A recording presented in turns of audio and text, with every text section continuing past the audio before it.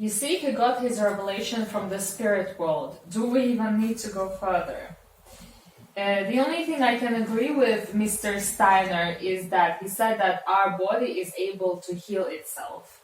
And that's what we also believe. But it doesn't mean that I should subscribe to all of the things that he was promoting. Not at all. Because they are basically against the scripture. If you could read Leviticus 19:31, what does this say? 1931. Yes, 31. Give no regard to mediums and familiar spirits. Do not seek after them to be defiled by them. I am the Lord your God.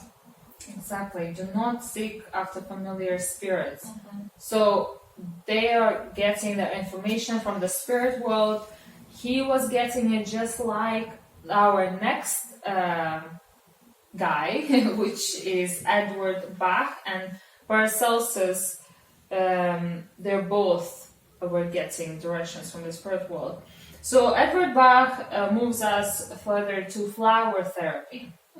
This is something interesting because the remedies, I have seen them in a big chain, in a big holistic kind of Chain natural treatment, chain in the UK, and they're selling Dr. Bach flower essences.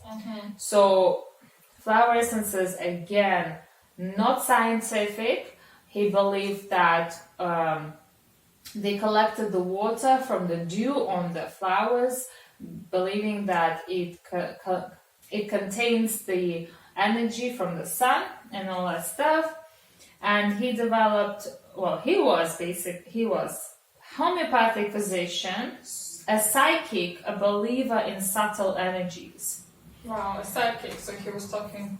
Psychic, yes, he was having extrasensory kind of, feelings. Yeah.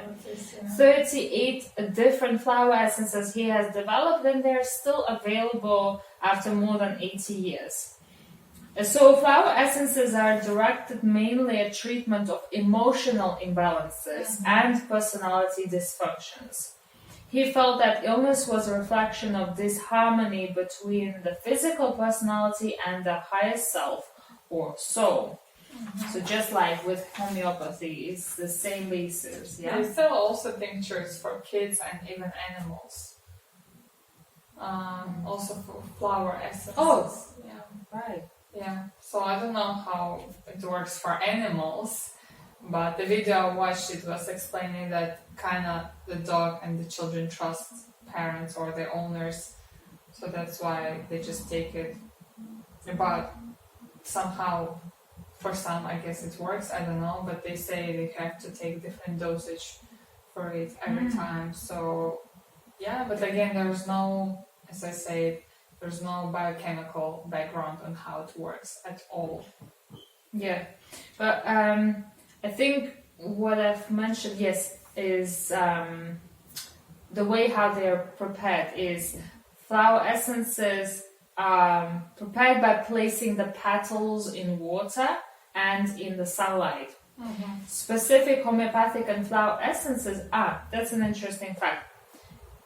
For homeopathic and flower essences, how they are actually administered, like how does the homeopathic doctor knows what to give you. So maybe not all the time, but some of the times they are picked using pendulum, seances, astrological signs for the diagnosis. So you see, it again goes back to... So again, they don't have a knowledge on which plant or flower could help according to your problem. It's the spirits that are guiding them in the choice of the specific tincture, whatever, homeopathic. So the quote that occultist Douglas Baker discusses the underlying theory in the use of flower remedies in his book Esoteric Healing. He states that Dr. Bach had discovered that dew which accumulated on the petals of wild flowers before sunrise was changed dramatically by the presence of sunlight, so that it now had an energy potential within it. Each plant's dew had a quality of its own, a type of energy absorbed into the dew that could be used as a specific remedy. We should not be surprised after our careful examination of the occult forces, a plan, that these could be applied to correct imbalances in the astral and mental auras of man. Well, you can see the language that he's using. It's not scientific language. It's more like a hocus pocus, spiritual things. Yeah, and theories that are coming through the spirit world. And auras, astral imbalances. Exactly. Sounds like Hinduism as well, where they use, you can see what auras, chakras. The people who they associate and people who are quoting them, occultists. So it's really dangerous stuff.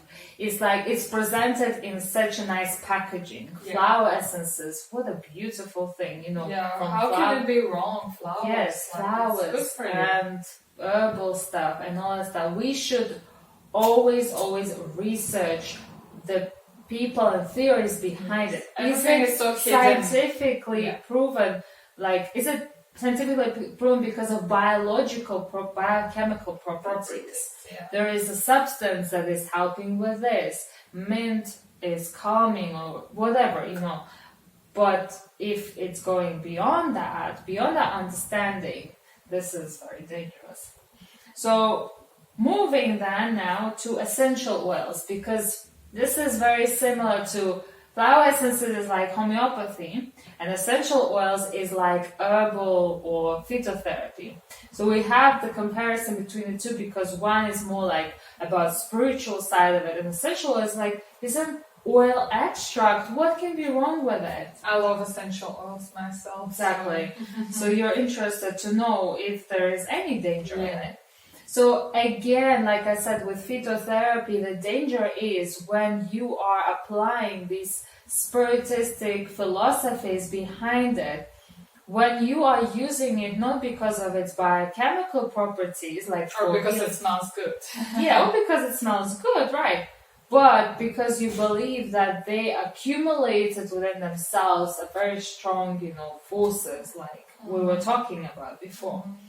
So the fragrances are extracted from plants by removing oils, which are called essential oils.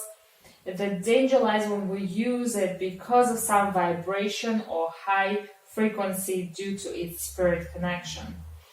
And the reason why we should be using it because of the biochemical properties, like the chemicals in an aroma such as eucalyptus oil is soothing to an irritated throat and bronchus and are used for respiratory infections. Or oil of peppermint is used for simple gastrointestinal distresses due to its biochemical properties. Again, so it's depending on what kind of philosophy. And there is a lot of, again, this hocus pocus wording. And by the way, this is the book that I've got, a lot of information from, because it's written by a doctor who has actually, studied all of these references, and he's got like more than 700 references where he got the information from.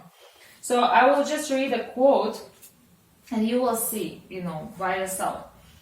20 years ago in aromatherapy, there was an unwritten rule. And by the way, this is from the guy who is in support of the aromatherapy. So 20 years ago in aromatherapy, there was an unwritten rule that we would not be open about the spiritual side of the essential oils we worked with. We talked about the anti-infectious qualities and the beautifying effects on the skin, about any number of benefits to body and mind. The positive spiritual changes were recognized, but silently. It seemed far too bold to suggest light and wisdom of the universe flow through them, their fragrance like messengers from heaven, aromatic angels that come and touch us with the positivity and love of the deity. With an etheric quality, essential oils activate the receptors of love, compassion, and empathy. They are an informational network carrying messages and crossing boundaries, operating on many different levels. Through them, we can contact the wisdom of nature, the power of light, the energy of the universe, and the love in our hearts. Does it not again sound like a lot. Do you of think it can affect our spirituality if we're gonna apply these essential oils directly on ourselves, or if we're gonna put, let's say, in the diffuser for aromatherapy? Because if it's just for the room, I don't think like it can affect personally us. As I said, it's like, what are you using it for? Are you using it because of biochemical properties, or because you like the smell, or are you using it because you believe there is a spirit attachment to it, like the life force in it that comes from the all-permeating God, of the whole universe? But as before I mentioned, you don't have to believe it, you just believe that it might help you. But with your mind, you don't do it consciously, like about homeopathy, that they don't know about all these things behind the stage, but they still use it just so it will help them. Like, if I know that definitely peppermint oil has, like we said, soothing qualities, and it's biochemical, property that it has, I could use it. I don't use any essential oils. I just like the smell of it, like you say. But if something would be promoted to me, or it can correct your aura or whatever, or it can correct an imbalance in your body, then I would be I would definitely not take it, but I would be very prayerful in why I'm using certain things. But yeah, it should be because of the biochemical properties, not because of some kind of spirit attachment. Yeah, I agree. Yeah. So moving on now to Paracelsus, another guy who was having contacts with the spirit world, and he is also an occultist, and it's kind of known because if you read about him, you just read about it. It's not hidden anywhere. And Paracelsus was the one who developed a recipe for a very famous Swiss bitter. And this recipe has been passed on through generations, and another guy by the name of Carl, and I forgot his surname, we'll include it in the video, he got it as well, and then it was passed on to Maria Trebon. She found it in Carl's notes, and she has kind of basically written it down, and now it's being sold everywhere. So what kind of danger is there? Because these are also plants, and again, so we see that this guy had a connection with the spirit world. Again, in choosing what kind of plants he's going to use for the Swiss bitters, we don't have maybe written, report about it, how he got, into the choice of the plants.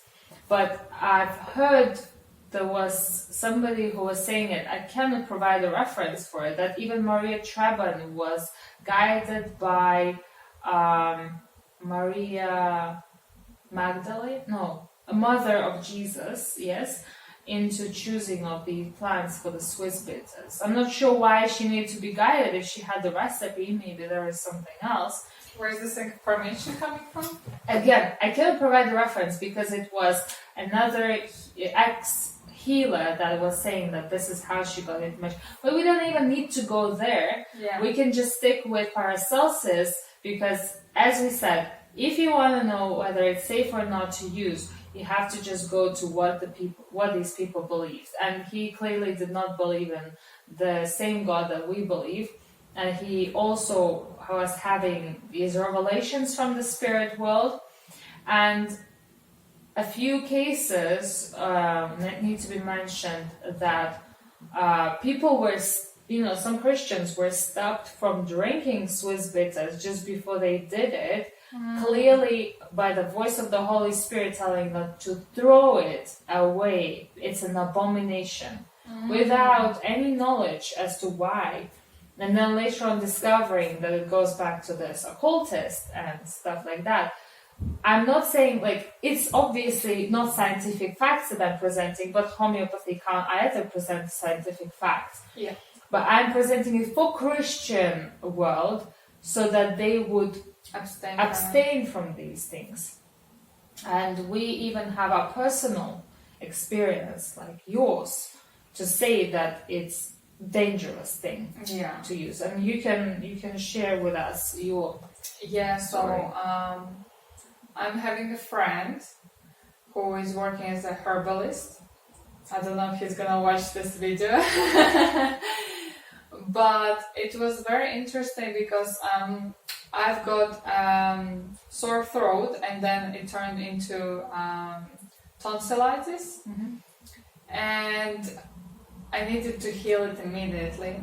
I knew that apple cider vinegar mixed with water helps it, but I was working and I didn't have time to gargle my throat a job. It would look really not nice. And he told me that he has a tincture which can help me. And on the back of my mind I was thinking, is it okay to take this tincture? Because you already knew a lot of things about Because I knew about the background of some herbs and some specific brands and how it can affect you.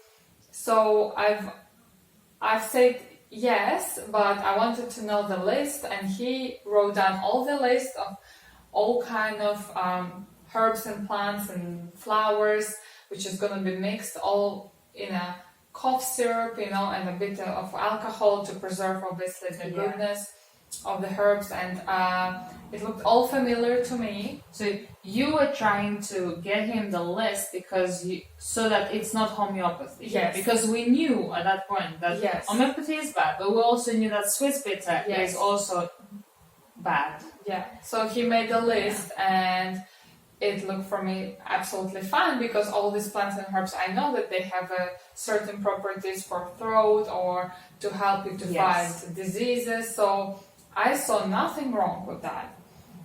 So he brought me that tincture, and also it had a cough syrup, and he said this is a secret cough syrup, of some 1645, I don't remember what time. And I was like, what is in that cough syrup? I was quite curious, but he didn't tell me because he didn't know the actual recipe, but it's just old cough syrup which was used for a long time. So I've been using it for a week. Honestly, it didn't seem to be working much. I was just getting better, I think, already, because I was also gargling my throat. And you were just already healing. I think I was getting better. 1 week is enough to heal without anything. Well, I didn't have any complications, because if you don't heal it, then you can have complications and you need to take antibiotics. But I did get better, and after 1 week, since I was working in a coffee shop, we had a customer who was coming to our place almost every day, and I knew him very well. And the day before I went to my work, I had a kind of a dream, or kind of like between you being awake and dream. And I saw him coming to our coffee shop, and I saw him as the customer, The customer, yes. The specific customer you saw. Yes. Not just any. So, in my dream, it was a specific customer who I know, who is coming to us regularly, and he mentions to me that someone who is close to him, but in my dream, I knew it's a woman. It's a woman, definitely. So it was either his mom or grandma, said she passed away. And as soon as I woke up, I totally forgot about it. So I went to my work. The day was going just as usual. And later on, that customer came in, and he starts conversation. We talk, and then he says, "Oh, by the way, my nana has died." And that moment, I kind of suddenly woke up, and I was like, "What am I hearing?" And I immediately remembered my dream. And I was like, "Who? Your nana?" He said, "Yes, my nana has died. She passed away today." And I had the goosebumps on my whole body, because I was like, how is this possible that I saw this dream the same day, the same morning, and then the same customer, and I knew in my dream that he said somebody passed away, it was a woman, and the same day he says that to me. And it never happened to me that I saw prophetic dreams, never before. So, and the moment that you told me that you had this prophetic dream, my thought was, why? And then God doesn't send dreams just for no reason. Yes, because what was the point for me to know that his grandma has died? Yeah. There is no reason for it. Yeah. We know that these kind of things predicting things like dreams and pregnancy predictions. Yeah.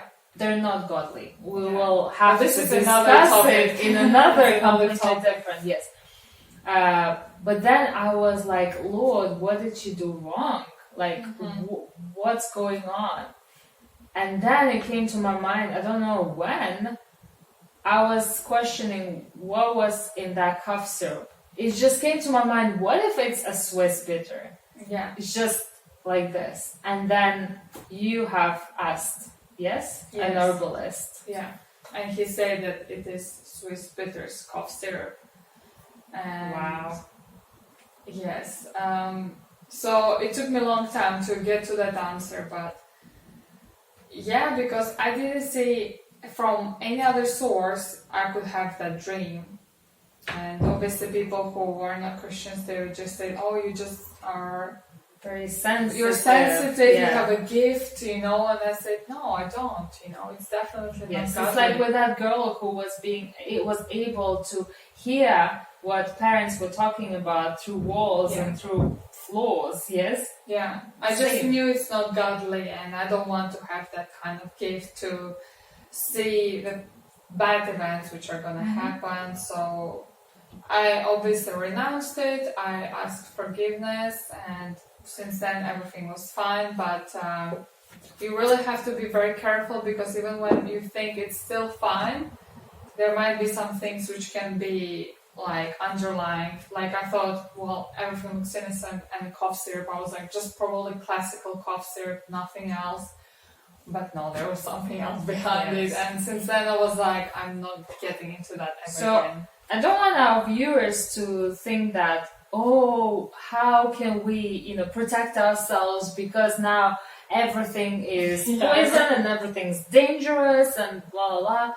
We have to use reason, we have to use prayer, because God is leading. Like my sister, she took it, but eventually God revealed that was the problem. Yeah. We should be very careful with those same herbalists who also use homeopathy, because they don't have a gift of discernment. They don't know, what's wrong, what's not. For them, Swiss Bitter is just... For them, if it works, it's good. There is no kind of like effect on their personal life or spiritual life. For us as Christians, we should be very aware and discerning which things can affect us and our spiritual life, because what can be worse than losing, your connection with God? Exactly. And this is the reason why God is prompting us to do these videos, so that people are getting this information. And yes, we want to expose it so that more people are aware where their spiritual problems might be coming from, or why they're having these prophetic dreams or hearing voices or whatever. There are no videos even on the homeopathy of how it influences on your spiritual life, and how it can affect you in a bad way, not in a good way, obviously. Like, there's so little information, and people don't have this information, so when they don't see the side effects, they might just take it and think, well, I'm so desperate, I'm gonna just take it so it will help me. But this is why we make these videos, just to warn people so they will know what they're dealing with. I think a very good quote to finish our presentation would be this one. That which gives power to these holistic methods is the act of giving our will, or the power of choice, to that power. The physical methods of therapy are meaningless. It is the acceptance of the method and its perceived power which then allows Satan to exercise his control over us. So what it means is that the stuff is useless in itself. What gives power to it is when we give control over our lives to Satan by accepting it, by accepting the treatment method, by accepting all of these different things that he has created. Yes, because we gave our choice to Satan pretty much. Yes, I choose homeopathy instead of God's healing method, and therefore you are giving your will, and therefore he is able to work in your life. Yeah. Yes, it's all about the power, the choice that we make for God or for Satan. So we need to make a very, very careful decision with it. And I think, is there any other thought you wanted to mention? Because other than that, I will want to say that we will link the resource materials, like the books that we've used, all down below.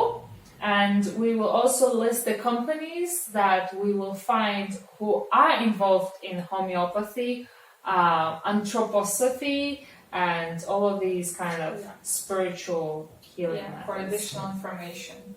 Yes, thank you so much for watching, and we will hopefully see you soon in the next video.